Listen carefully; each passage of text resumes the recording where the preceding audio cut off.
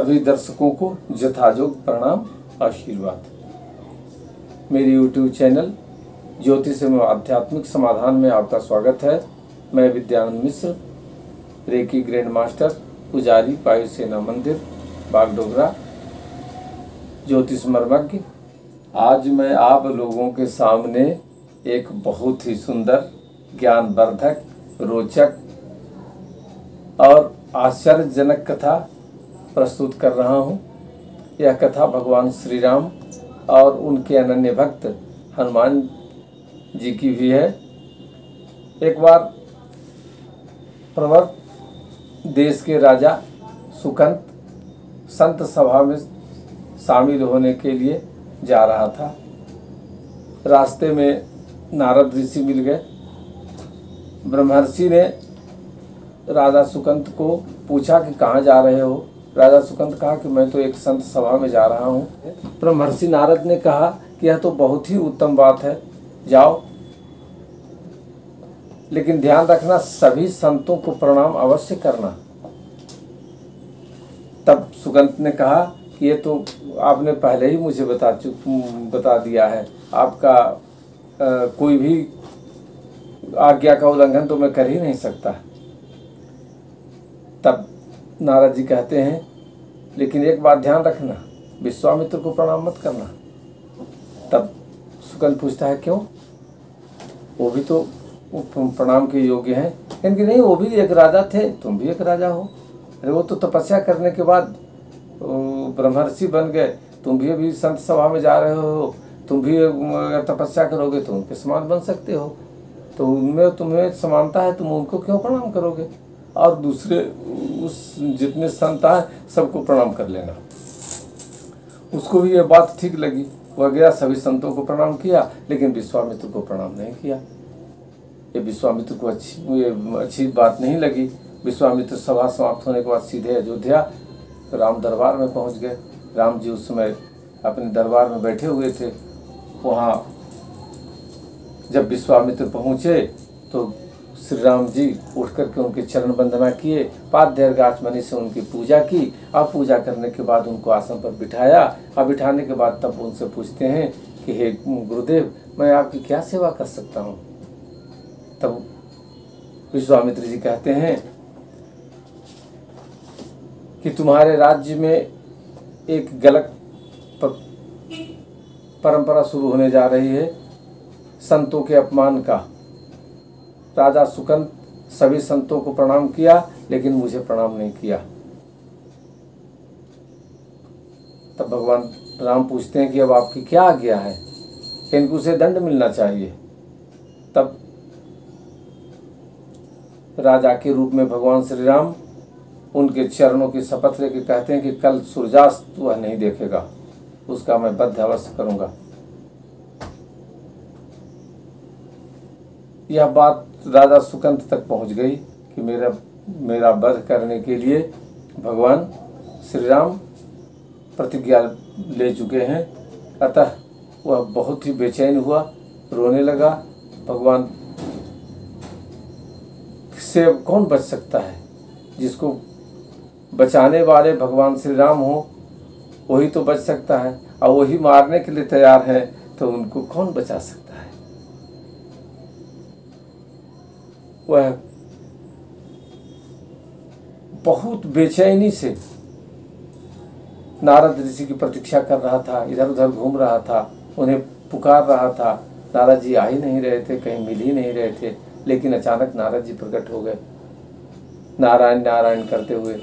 क्या बात है बच्चा, तुम थोड़े परेशान नजर आ रहे हो? इनके यहाँ परेशानी का कारण है कि श्री रामचंद्र जी ने मुझे मारने के लिए प्रतिज्ञा कर चुके हैं। अतः अब आप ही कोई उपाय बताएं। तब नारद जी उपाय बताते हैं कि तुम माता अंजनी के पास चले जाओ, अंजनी माता के पास रोना और उनसे वचन ले लेना, तब तुम बच जाओगे। वह माता अंजनी के गुफा के पास पहुंच करके रोने लगता है। अंजनी माता जब आती हैं तब वो कहता है कि विश्वामित्र ऋषि मुझे मरवा देना चाहते हैं, आप मुझे रक्षा कीजिए। आप मेरी रक्षा कीजिए, आप मेरी रक्षा कीजिए। बार बार उनके चरणों में गिर के रोता है।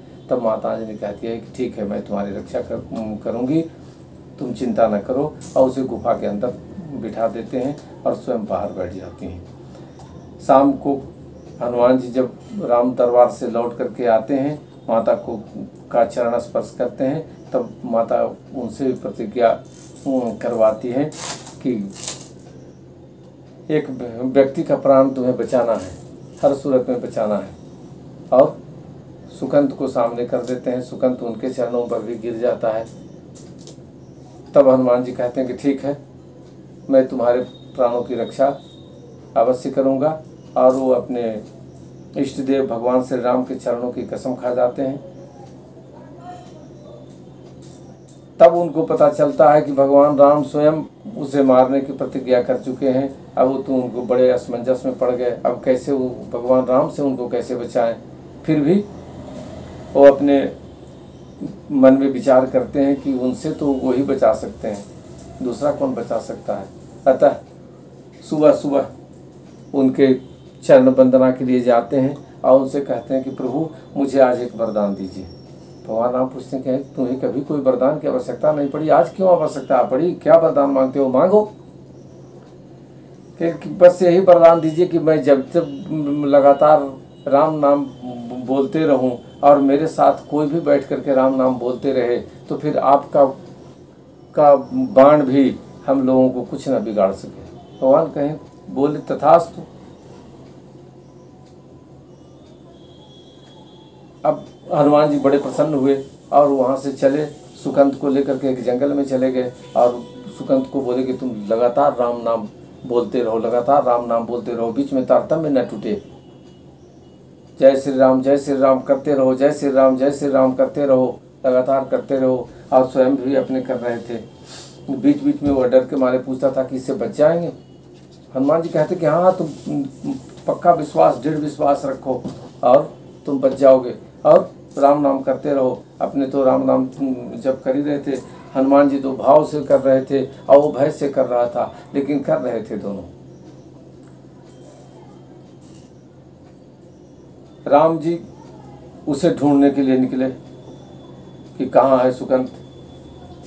सुकंत को ढूंढते ढूंढते उसी जंगल में पहुंच गए जहाँ वह बैठा हुआ था हनुमान जी के पास।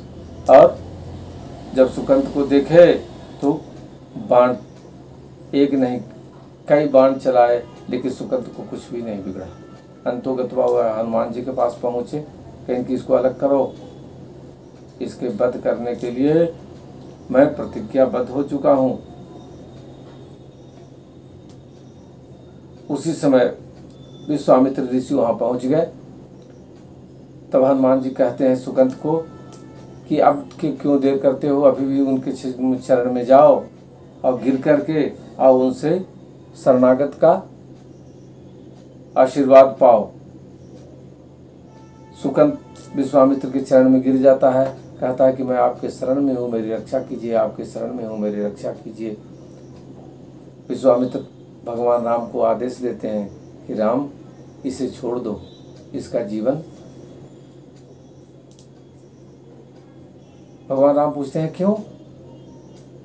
तब वो कहते हैं कि मैं तो साधु हूँ, मैं तो सिर्फ यही जानता था कि यह झुक जाए, यही चाहता था कि यह झुक जाए, और यही जानना भी चाहता था कि यह झुक जाए।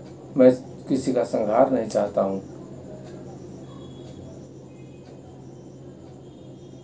भगवान भी उसे छोड़ देते हैं और उसका प्राण बच जाता है। अतः यही से कहा गया है, राम से बड़ा राम का नाम, राम से बड़ा राम का नाम। और इसी बीच नारद जी भी वहाँ पहुँच जाते हैं और नारद जी ने ही स्पष्ट शब्दों में कह दिया कि मैं ही इसको ऐसा सलाह दिया था कि विश्वामित्र जी को प्रणाम मत करना। राम जी कहते हैं कि ऐसा आपने क्यों किया। तब वो वही कह रहे थे कि मैं, सब लोग पूछ रहे थे कि राम बड़े हैं कि राम का नाम बड़ा है, तब मैं किस किस को जवाब देता।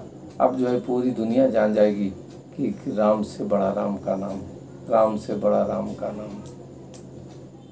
आज की कथा इतना ही, फिर अगले प्रकरण में कोई कथा या ज्योतिष का पाठ्यक्रम लेकर आपके सामने प्रस्तुत होऊंगा। तब तक के लिए प्रणाम, बहुत बहुत धन्यवाद।